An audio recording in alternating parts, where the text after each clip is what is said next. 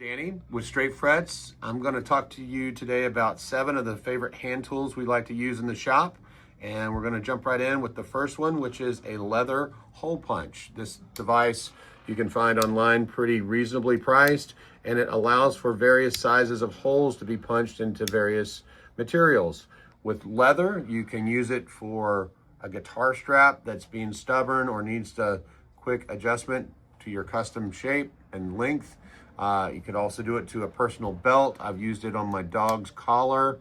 Another thing that it's useful for is for these little these little felt sticky washers. And these spacers are used for a variety of things in the shop, but we also, the other day I had a perfect use for it where we were mounting a Bigsby to a guitar and there was a little bit of space between the Bigsby plate and the body itself, and this was the perfect spacer for that moment. Another use of the insert that got punched out of here was we had a 3-way switch the other day that would not fully engage because it was banging into the washer, and it just needed to come up by about 2 threads. So what we ended up doing is using the insert, the donut hole of this one and another one, and pushed it down into the switch tip, and it raised it up just enough to use. Another thing that's great is for it to punch holes into tape. If you notice how easily this thing will just like boom and punch a hole. And so if we wanted to tape off the body, let's say we were having to plug a hole for a strap button and we needed to be in a hurry about it and do it with CA glue, this would be a great way to not get CA glue all over the paint. Another use is if we wanted to create a masking for a P90, if we were going to do some buffing of the pole pieces, we could actually map this out with a ruler, and then we could take the time to punch these guys out and create a very beautiful masking for the plastic so we don't ruin the plastic in the process. So there's number 1. And if you don't have one of these things and you wanted to just use a regular hole punch, of course, with the tape, that works really, really good. So onward to number 2. The second tool on the list here of 7 is an otoscope. An otoscope is used by doctors. It has a 20 times magnification on there and a nice light. This is really excellent for checking out nut slots with the string moved out of the way to actually observe where the contact is being made or not. Also saddles where the string is also making contact and starts to vibrate, or kind of what it's made to do is look down into a cavity. If you have an acoustic guitar and you're wanting to see down into the bridge pin cavity, this is a really, really excellent tool for that. Of course, it's pretty fancy, it's nice, it's got a light involved. And if you don't have that or don't want to invest into that, you could also just have a good old magnifying glass with a 10 to 20 times bubble in the corner with really good lighting. That works out as a very great replacement.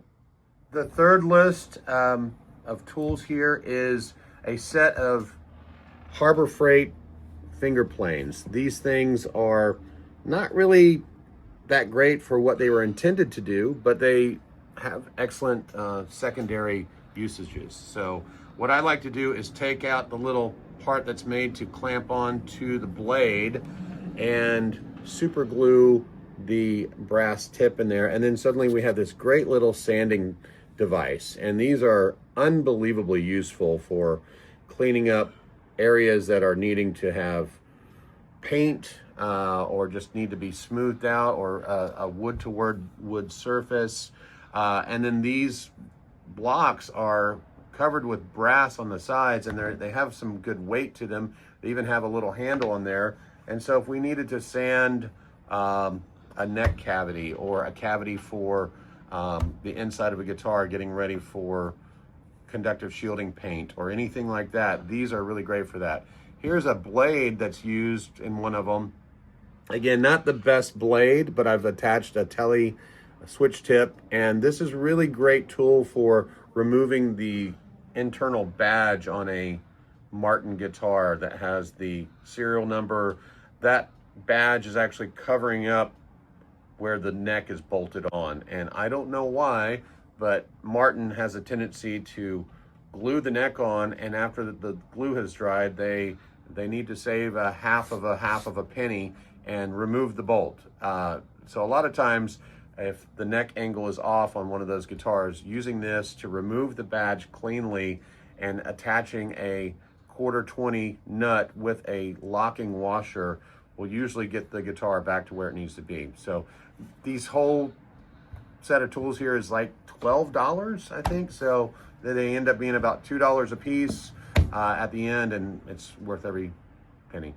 The fourth thing on the list is Tropical Shine 4-way fingernail buffers. These things are more than awesome, and these are probably the secret weapon of our shop here. It has a padded surface, which is nice for evening out the load of the pressure of whatever you're applying it to, which makes a nice smooth and even cut. They have a proprietary process of making the last 2 stages, which is second to none. This is a 320 grit, 600 grit, 1500 grit, and it goes up to about 3,000 or 4,000. Really feels like leather. This is so excellent for polishing out frets, for polishing out the surface of a nut, for removing rusty surfaces like screws and hardware that needs to be brought back to life.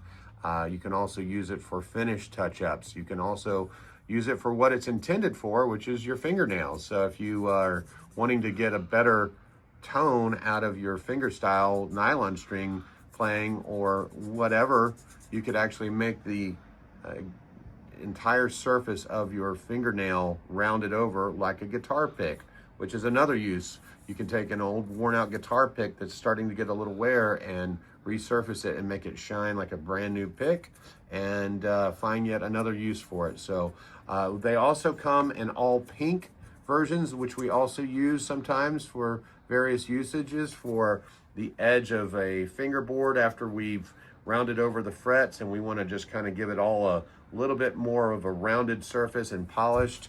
That's a really great way to finish off the fret ends. We also get them in an all blue, which is a 220 and 320 grit. And this is really great for helping polish out stainless steel frets, which are very problematic. So the 4-way buffer, Tropical Shine, found at Sally's Beauty Supply. Highly recommended. Number 5 on our list today is Mitchell's Abrasive Cord. Mitchell's is like sandpaper meets dental floss. It's a very useful product, especially for nut slots.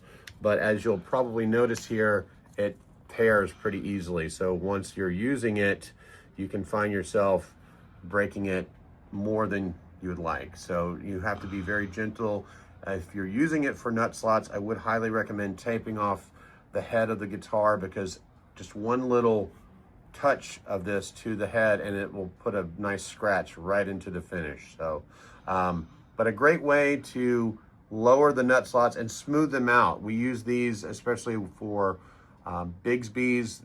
We also like to use unbleached bone, which is a harder material, and get those surfaces really super shiny, using the otoscope to check, make sure it looks nice and shiny in there. And this is just a super useful thing. StewMac sells this in 4 different sizes. It's usually about 10 bucks a pop here, and then they sell a whole sample kit of all 4 if you'd like to just go ahead and get fully stocked up. So Mitchell's Abrasive Cord, awesome. Number 6 on the list is what's called a partially notched straight edge. A full straight edge is great for determining if the neck is dead straight for a traditional fret level. But somewhere along the lines in one of Dan Earlywine's fretting books, or maybe the Neck Jig DVD, I can't remember exactly where, but he mentioned the attributes of a partially notched straight edge. Why they don't make it is beyond me. But what I've done is, at first, and this is about 20 years ago when I started doing fret work, is I just made my own. And I just used a Dremel and notched out these little spots for the frets to go in. And I made it to where the PRS and Gibson scale length could be shared. If you're doing this to a StewMac notch straight edge. This is incredibly hard. It's like case hardened steel, and you're not going to cut it with anything but a diamond chop saw. So you might actually have to find a metal house, some sort of metal worker that has that to be able to notch this. The advantage is from fret number 12 onward, you're going to be able to check to see how straight the board is. And in this area is where you really want to have the fingerboard fairly straight with the string. If there's a gap under this area that you can put a feeler gauge under, usually around 15 or 16, fret number 15 or 16, you will notice that that's how much of a scoop or ski jump you have, and you're going to have to either tighten the truss rod to eliminate that, or you might have to just take that out of the upper frets, depending on the situation. But we're also making a fret leveling video. Look for that if you want to see the details of how to use diamond fret levelers and crowning files to get your frets accurate in the upstairs. But this is a great determining tool if you've got a ski jump or not.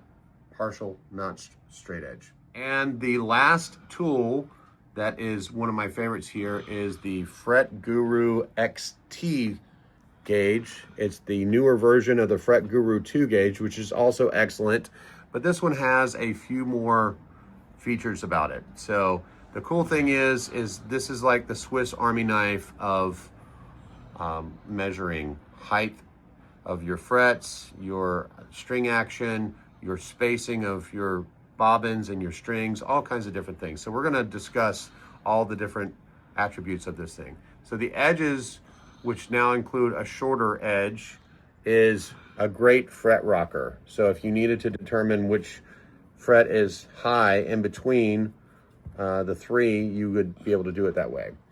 This is a really cool feature too. There's a little corner that's ground down to 9.5 thousandths. So if you were checking out a guitar that's for sale, or maybe, you know, at a pawn shop and it doesn't have strings on it, you could flop this thing into the nut slot itself and strap this over the first two frets. If it's rocking at all on that first fret, that means the nut slots are too low. If there's a little gap that's about 5-6 thousandths in height, then you're good. That's the only tool on the market that's made to determine whether or not the nut slots are high or not.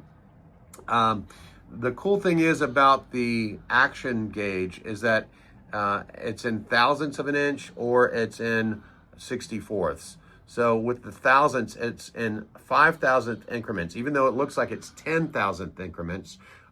With the 70 line, the bottom of the line is 70, the top of the line is 75, 80, 85. Same with the 64. So we have slightly larger slots here, little indications, and that's going to be halfway point to the next mark. This is what's also cool about this is it's got a fret height gauge, so you can see how it rocks back and forth, and these are in 5,000th increments, so you can totally see how high your frets are, especially at the worn spot, and determine whether or not it's up for a fret level or a partial refret or even a full refret. A cool feature that's also on the back is a conversion table. So if you were to measure the shaft of a screw before you decide to drill a hole, you'd want to make sure that the hole is the appropriate size. So if you had a 0.125, you're like, well, what is that? And you look on here, it's like, oh, it's 1/8 of an inch. So you're allowing yourself to easily convert decimal points into fractions, although there are a lot of calipers these days that do that. Another really cool feature of this is that now the larger gauge, this is not on the Fret Guru 2 gauge, is that from the 0 to some of these other points, it allows you to measure the spacing of the strings at the bridge or the bobbin spacing of various pickups for F or Fender, or the G is for Gibson. And this is a very useful aspect with especially with Strat guitars, because when you have a neck that has the strings falling off the top, the upper frets, I should say, you'll notice that the spacing of the strings are probably 2 7/32 from E to E, and they need to be 2 1/8. And the only way to get that is to get a conversion bridge, either made by Fender or also Callahan makes a really nice one. And this also gives you suggestions of where the gap should be between the nut slot and the first fret.